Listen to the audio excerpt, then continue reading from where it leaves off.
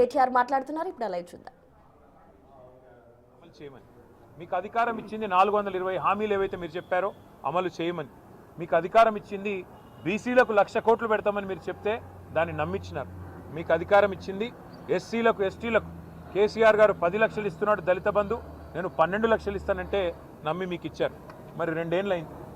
హైదరాబాదు సికింద్రాబాదు ఈ జంట నగరాల్లో ఒక ఇల్లు కట్టినావా? కనీసం ఒక ఇటుక పెట్టినావా? ఈ 2 ఏళ్లలో ఒక్క ఇల్లు కనీసం 2 ఏళ్ళు అయిపోయింది, చేయలేదు, మంజూరు చేయలేదు. ఒక్క కొత్త రోడ్ వేసినావా? ఒక్క కొత్త ఫ్లైఓవర్ కట్టినావా? ఏదీ లేదు. ఉన్నాయి కూలగొట్టుడు తప్ప కట్టిందైతే ఏం లేదు. ఆ కూలగొట్టే క్రమంలో విధ్వంసం మాత్రమే తెలిసిన ఈ ముఖ్యమంత్రి ఇవాళ సికింద్రాబాద్ అనే పదాన్నే లేకుండా విధ్వంసం చేసే ఆలోచన చేస్తుంటే దాన్ని ప్రతిఘటిస్తూ ఇవాళ సికింద్రాబాద్ పెద్దలందరూ కలిసి ఒక శాంతి ర్యాలీ అని పెట్టుకున్నారు.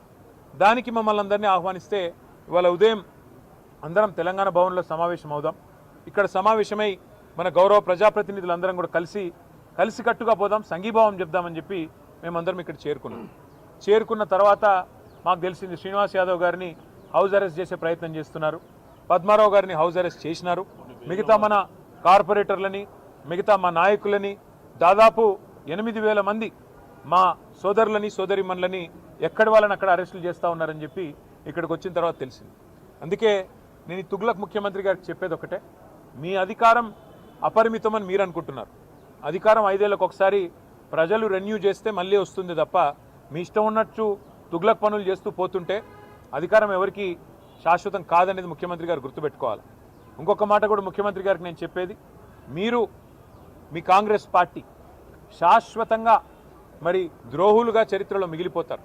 తెలంగాణ అస్తిత్వాన్ని దెబ్బతీసిన ద్రోహులుగా, తెలంగాణ తల్లిని రూపుమాపి కాంగ్రెస్ తల్లిని ప్రతిష్ఠించిన ద్రోహులుగా, తెలంగాణ సంస్కృతిని తెలంగాణ అస్తిత్వానికి చిహ్నమైన కాకతీయ కళాతోరణాన్ని చార్మినార్ని, తెలంగాణ ఆడపడుచులకు అత్యంత ప్రీతిపాత్రమైన బతుకమ్మని, వీటిని దెబ్బతీసిన ద్రోహులుగా నీ ప్రభుత్వం నీ పార్టీ నిలబడిపోతుంది.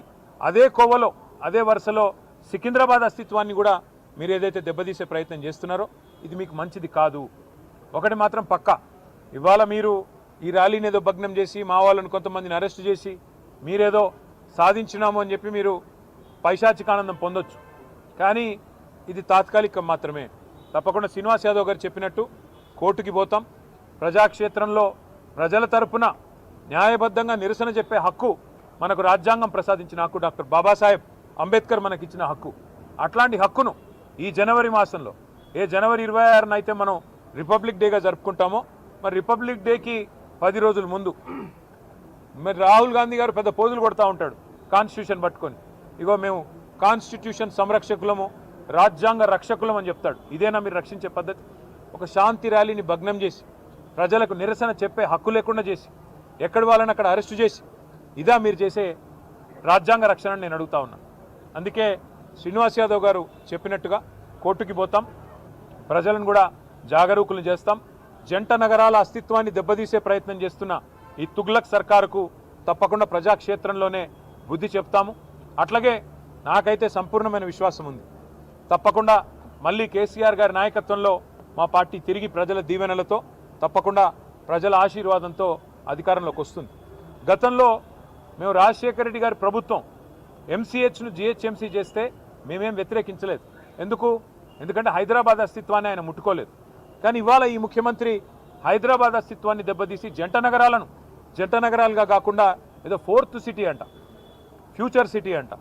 ఫ్యూచరే లేని ముఖ్యమంత్రి ఫ్యూచర్ సిటీ కడతానంటే ఎవరు నమ్ముతాడు? ఎవరు దాన్ని విశ్వసిస్తారు? అందుకే మేము చెప్పేది ఒకటే, మళ్ళీ మా ప్రభుత్వం అధికారంలో ఖచ్చితంగా వస్తుంది. గతంలో 33 జిల్లాలు ఏర్పాటు చేసింది కేసీఆర్ గారి ప్రభుత్వం. 10 జిల్లాలు ఉన్న తెలంగాణని 33 జిల్లాలు చేసింది కేసీఆర్ ప్రభుత్వం. ఒకవేళ సికింద్రాబాద్ ప్రజల మనోభిష్టమే అయితే, సికింద్రాబాద్ ప్రజల మనోభిష్టం సికింద్రాబాద్ జిల్లా కావాలన్నదే ఉంటే తప్పకుండా మరొక జిల్లాగా సికింద్రాబాద్ని కూడా ఏర్పాటు చేసే దిశగా